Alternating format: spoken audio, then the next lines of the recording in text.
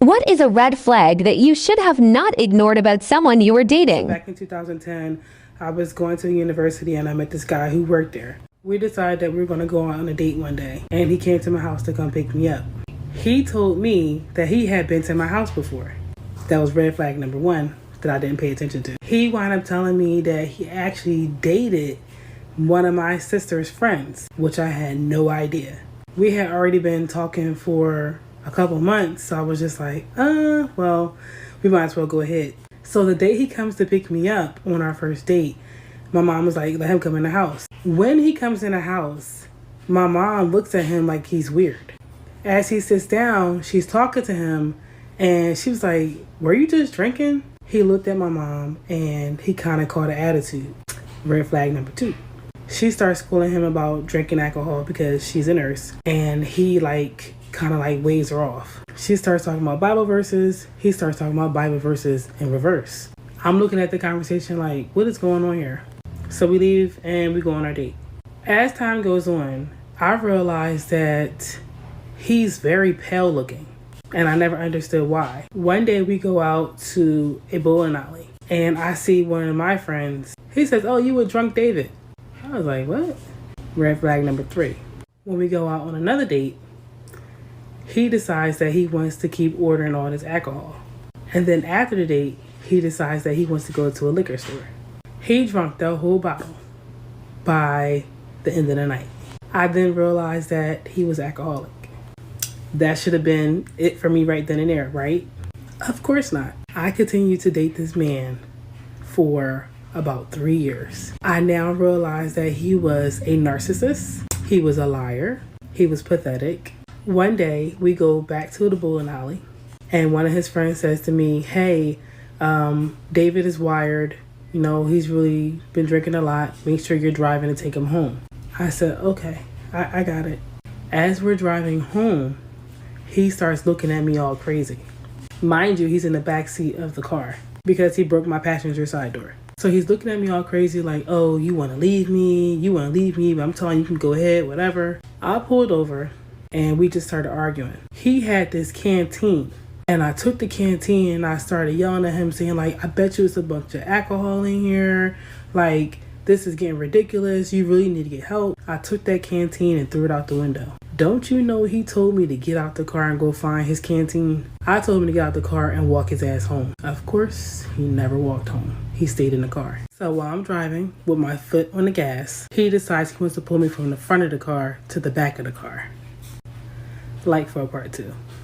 So with my foot on the pedal, he decided to pull me from the front of the car to the back of the car. If you're wondering how that's possible, it's because I had a small car back then. Back then I had a 1993 G20 Infiniti. It's pretty much the size of a Nissan Versa today. So again, as I'm driving, he decides to pull me from the front of the car to the back of the car. Let me draw this out for you so that you can understand it better. So as I'm driving, I'm in the left-hand lane. As I'm in the left-hand lane, we're arguing consistently. He decides at this point that he wants to pull me from the front of the car to the back of the car. But while he's doing that, my car starts to drift over towards the median, and I stop. The only way I was able to stop the car was because I'm 5'10", and remember the car was small. So I was able to push hard on the brake and take my right hand and put the car in park. I was so scared. I thought that I was going to crash and go through the windshield. Because he had such a tight grip on me, I was able to stay inside of the car.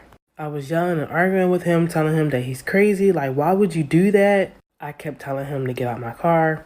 Of course, he would not get out my car. For some reason, I pulled off with him in the car and rode probably like a quarter of a mile up the road and parked behind a warehouse. We continued to argue, and he's like, do you want to fight? We could fight right now. And I'm like, yeah, we could fight. We both got out the car. This dude started pacing back and forth like, you want to fight? We could fight. Yeah, we could fight. Soon as I came around that car to put my dukes up, this boy punched me dead in my eye. When he punched me, I fell to the ground, and I was just like in shock. I was thinking to myself, how did I get here? Because we as females always say when we hear a story, oh, that'll never be me. Oh, I'll never do nothing like that. And here I am at this very moment being exactly what I didn't want to be. It comes to realization for him that he just punched me in my face and he starts pacing back and forth crazy like, I'm sorry, I didn't mean to do it. No, I love you so much. Come on, please. He then jumps on top of me to try to hug me. And I then just snapped out of it. I started to punch him so bad in his face. I just kept punching till I could not punch anymore. Because I punched him so much, his face just began to bleed profusely. At the time, I was wearing a heather gray Nike hoodie. All the blood from his face covered all of my hoodie. He begged me to stop, and I did, and he got back in my car. All the blood from his face was then all over my backseat. Part 3, anybody? Because he jumped back in my car, I then realized that he just was not going to leave me alone. I just started thinking to myself, how can I get away from this boy? How? So I played along. I got in the car and I started to drive off and drive to his house. He kept telling me how sorry he was and how much he loved me. All I could think to myself is, I need to get him out of my car. So I pulled up to his house. He starts to grab the door to get out. He said, you coming in? You gonna come in, right? I said, yes. I'm coming in.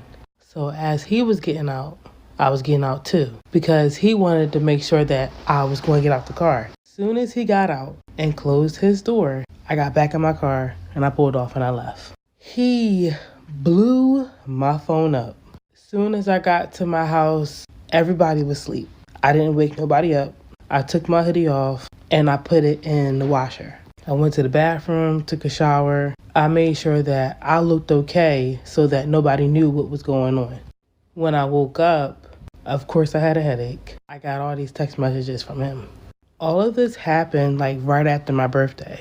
My birthday is December 12th. I didn't talk to him after that, but I did have to go back to the school. When I went back to the school, one of his coworkers stopped me and she said, did I see him? I said, no, I did not see him. She said that she saw him and his face was jacked up. She asked me if I knew what happened to him. I said, no, I don't know what happened to him. She said that they were laughing at him and they thought that maybe I beat him up. In my mind, I was laughing like, if you only knew. Fast forward, I did get to speak to him again right before New Year's. He apologized profusely and told me that he wanted to change and he wanted to be a better person. And he brings up this little detail about what happened to him when he got into the house. His mom was there. She saw his face when he walked in. He told me that she decided to grab her purse and try to come find me. And I said, well, what did you tell her? He said he didn't tell her anything. He told her that he got into a fight with somebody else. I really should have left right then and there, but I didn't. That was only at about 1.5 year mark. Sadly, we got back together, but the drama just did not stop. Apparently during the summer, he got in trouble for looking like he was asleep at work, and the manager caught him. And not only did he have that look, he also had the smell of alcohol. Well, he had to go to rehab. I got part 4 coming up. So, he goes to rehab and he comes back. When he comes back, he starts doing like a disappearing act, which was so weird. I had saw one of his friends while I was walking somewhere and we were talking about him. And I was saying how he's doing better and, he's not drinking anymore. Well, unfortunately, his friend had then confirmed to me that he was still drinking. And I was like, what do you mean? He said that he was going to tell me the truth because he felt like I deserved to know. He told me that they were just together like a couple days prior and that he had went to the trunk of his car and pulled out coolers. And you would think like, oh, well, it's just a cooler. Well, realistically, for an addict, one leads to another and another and another and another. So So I tried to call him or find him. Still couldn't find him.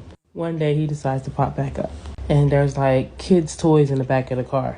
I know that he liked kids a lot. So I figured maybe he had like one of his little cousins. And that's exactly what he said. Well, a week later, he disappeared again. There's a basketball tournament that I've been going to since I was like little. My father used to play in this tournament for years. It's actually a Stop the Violence tournament. Earlier that day, prior to me going to the tournament, I got my hair done. I decided to get a sew-in that day.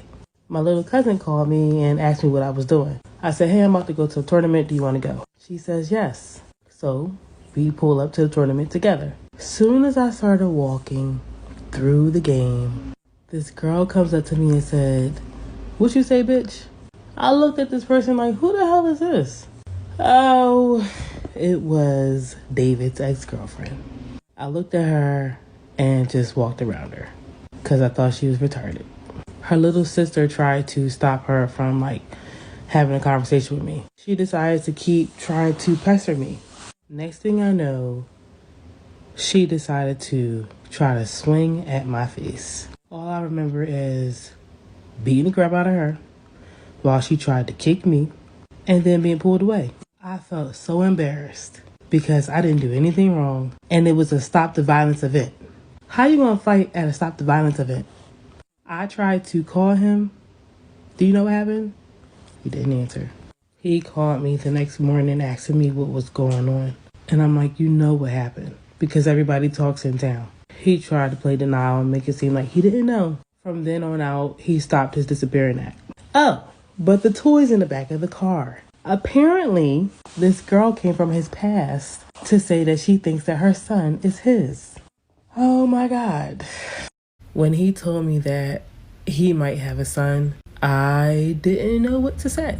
He told me that the little boy was like 3 or 4 years old. So it was way before me. What can I do about a kid that's way before me?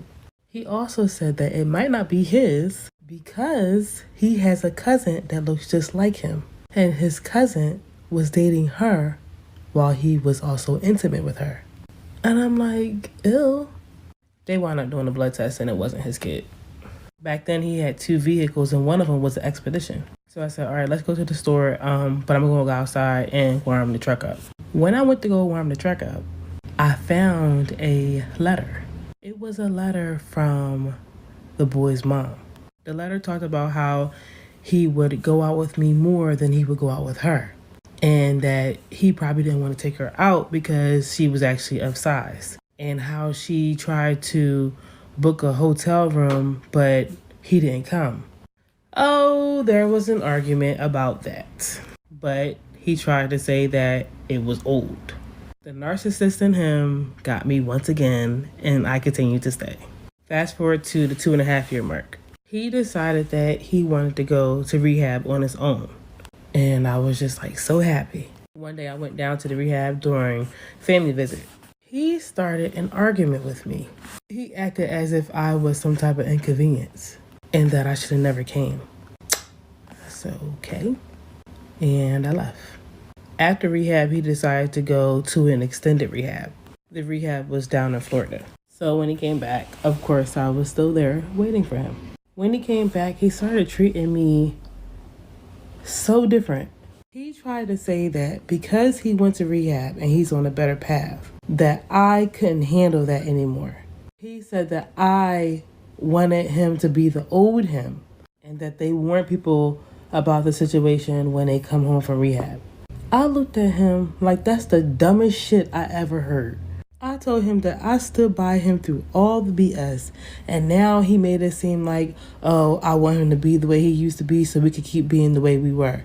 No, I didn't. He continued to try to do things that pushed me away, and I finally got the hint. One day I woke up and I wrote him an email to break up with him. He never responded. He never called me. I cried my heart out. But I said to myself, I'm not doing no shit like that ever again. Well, 2 weeks later, I wound up meeting my husband. However, I realized in the beginning of my husband and I relationship that there were things from David and I that needed to be resolved. I wanted to be mentally stable for my husband and not allow things from my past to affect my future. Part 6. So I decided to go back to the school and go find him. As soon as I walked in the building, there he was. I walked up to him and told him that I need to have a conversation with him. We decided to leave the building to have a conversation. I told him that I wanted to discuss what happened between him and I. I wanted him to know how much pain I was in and how bad it was bleeding into my present and how I didn't want it to affect my future.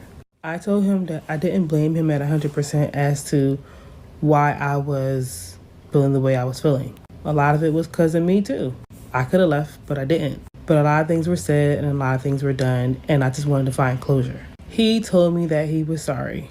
And part of me felt like that wasn't enough. So I felt myself getting angry. He stopped me and said, Janelle, I'm sorry. He said, I can't tell you how sorry I am. He said, I know everything I've done to you. He said, you were the best for me and I couldn't treat you the way you needed to be treated. He kept telling me he was sorry and that as much as he would say sorry, it still probably wouldn't have been enough. So I realized right then and there that it was over. And there was my closure. After that, I went back home to my husband with a new frame of mind. And so far, it's been 8 years of a wonderful and a beautiful relationship. Oh, but one more thing. At the 4-year mark for my husband and I's relationship, he needed to go to the mechanic to go pick up his truck. So I took him to go pick up his truck, and as we're driving down the road, we passed by a gas station. He pulls into the gas station and calls me to come back so he could put gas in my car. So when I come back, I park in front of him, he parks behind me. As I get out the car, this van pulls up to get air in their tires. And as the person gets out the car, I'm looking at him like, dang, that person look familiar. And they look at me, and I look at them, and he just walks away. Then my husband comes over, he's like, are you all right? I said, this guy, he looks so familiar. Well, the guy looked at me again, and he locked eyes with me, and he realized who I was, and I realized who the hell he was. In a whole different state, years later, there was David at the same gas station as us. I told my husband who he was. He laughed and was like, that's him? I said, yes, it's him. David went to the window to try to get change to put air in the tire. Well, my husband needed to go to the window to pay for the gas. My husband just stood behind him, looking him up and down like, But that was it. My husband just kept making jokes about how I wasted my time with him and how he was really a nut. Now, I can laugh at the situation. But back then, love really was blind, and I hope you learned from my lesson. What's a celebrity impression that you can do? I'll go first. Kermit the Frog here. I don't have much time. Miss Piggy's kind of chasing me right now. I ran away from home. She said that she was gonna peg me. Pig me. She was gonna pig me, and I'm not really kind of into that stuff, you know? Oh, Kermit, where are you? Oh, fuck. There you are! Piggy, I'm just a frog. Come here. What's the rudest thing that anybody has ever just said directly to your face? In middle school, I was walking to class and this guy came up to me and he was like, hey, Elena. And I was like, what's up? And he was like, you know those people who are like really pretty from far away, but then you get up close and they're really ugly? Yeah, you're one of those people.